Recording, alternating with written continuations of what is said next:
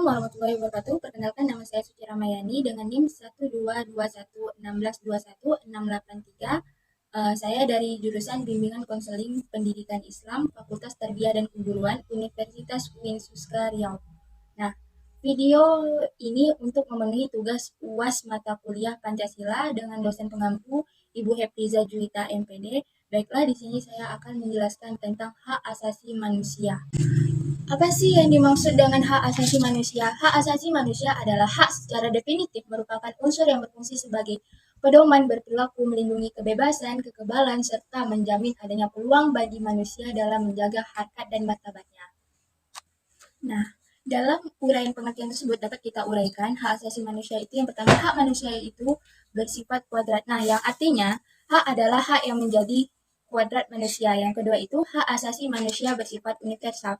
Nah, berarti hak asasi manusia itu secara umum berlaku di seluruh dunia dan tetap menghormati adat istiadat dan budaya negara masing-masing. Yang ketiga, hak asasi manusia bersifat langgeng. Yang mana hak asasi manusia ini hak manusia sejak dari dalam kandungan hingga meninggal dunia. Nah, selanjutnya sejarah perkembangan hak asasi manusia. Nah, sejarah perkembangan hak asasi manusia ini dengan adanya Perang Dunia mengakibatkan hak-hak asasi manusia tertindas.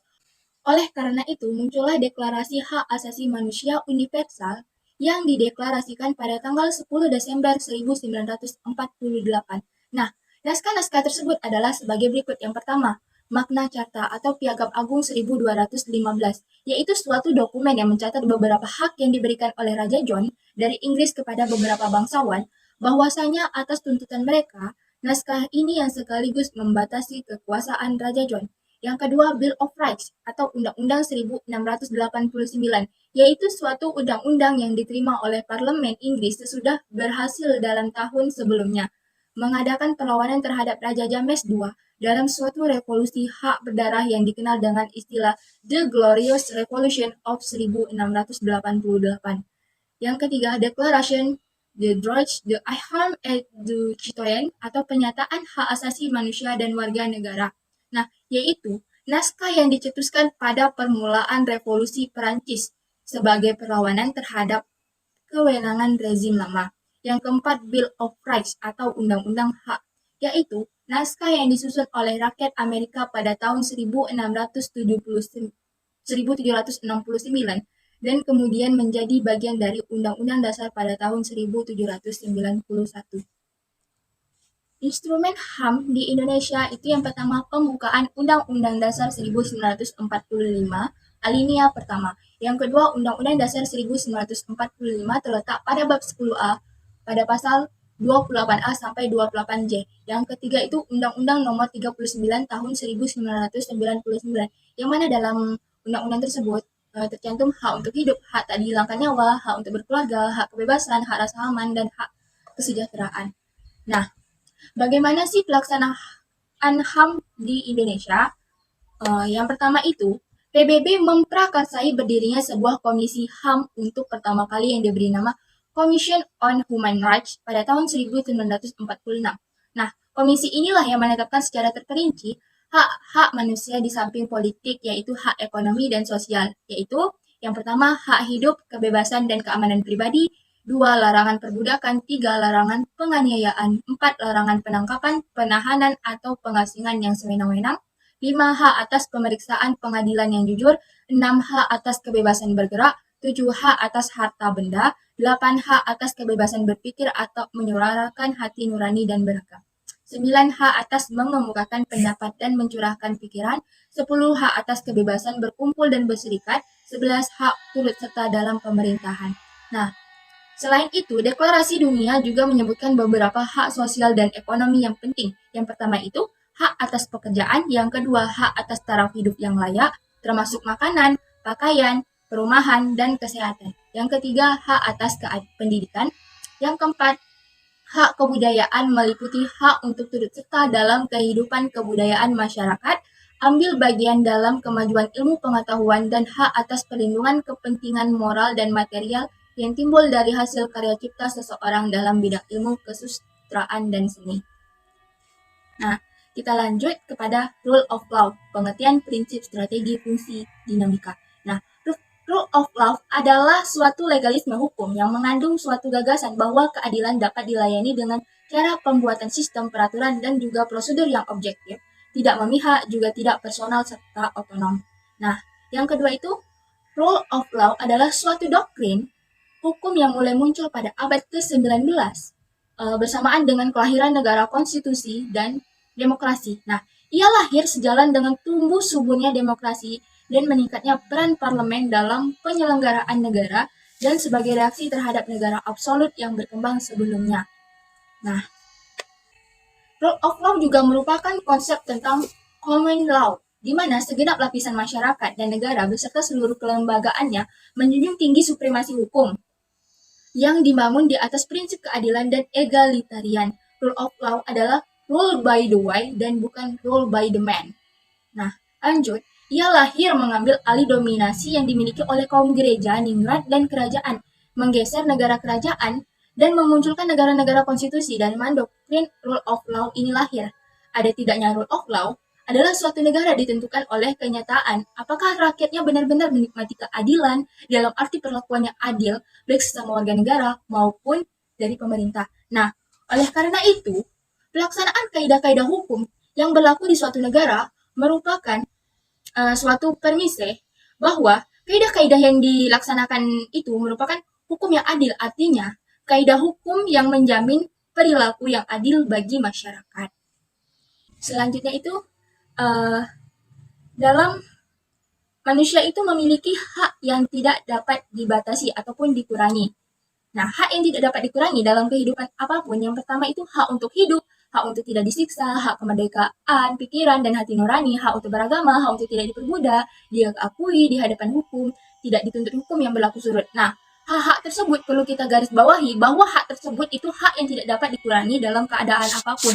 Nah, selanjutnya itu, hak-hak selain itu tergolong sebagai hak-hak yang dapat dikurangi, yaitu hak untuk berorganisasi dan hak berekspresi. Nah, selanjutnya, hak asasi manusia itu dapat dibatasi oleh Undang-Undang Dasar 1945, yang artinya hak seseorang dapat dibatasi oleh Undang-Undang Dasar 1945. Nah, contohnya itu berhak memiliki tempat tinggal, yang mana orang lain tidak berhak mengusir atau mengganggu tempat tinggal orang lain, walaupun untuk membangun rumah tinggalnya sendiri, dan pemerintah juga tidak boleh sewenang-wenang untuk menggusur tempat tinggal tersebut. Nah, untuk menjamin hak asasi manusia, pemerintah wajib melindungi HAM, memajukan dan menegakkan dan memenuhi hak asasi manusia. Nah, yang bahwasanya negara dan setiap orang itu wajib menghormati HAM, yang artinya kita tidak boleh melakukan tindakan atau mengganggu hak orang lain, misalnya hak untuk beribadah secara bebas dan tidak boleh diganggu. Yang kedua, negara wajib dilindungi hak asasi manusia. Nah, yaitu ketika ada pihak yang mengganggu hak asasi manusia, negara wajib memberikan perlindungan. Contohnya, seseorang ingin menyampaikan pendapat. Nah, yang ketiga itu negara berkewajiban untuk memenuhi hak asasi manusia, yang artinya negara harus mengambil langkah-langkah supaya dan meningkatkan dari waktu supaya orang menikmati hak asasi manusia secara lebih baik dan meningkat secara dari waktu ke waktu dan masa ke masa. Contohnya itu hak anak atas pendidikan. Maka pemerintah itu wajib mengadakan gedung sekolah yang layak, guru yang berkualitas, dan materi pembelajaran yang baik. Lembaga HAM pembentukan pemerintah. Yang pertama, Komnas HAM Kepres nomor 50 tahun 1993, yang kedua, Pengadilan HAM Undang-Undang nomor 26 tahun 2000, yang ketiga, Komisi Anti Kekerasan Perempuan Kepres nomor 181 tahun 1998, yang keempat, Komnas Anak Lahir 26 Oktober 1998. Nah, selanjutnya, upaya penegakan HAM yang ada di Indonesia. Yang pertama itu tertuang pada Undang-Undang Nomor 39 Tahun 1949. Yang kedua, penegakan HAM melalui penyadaran.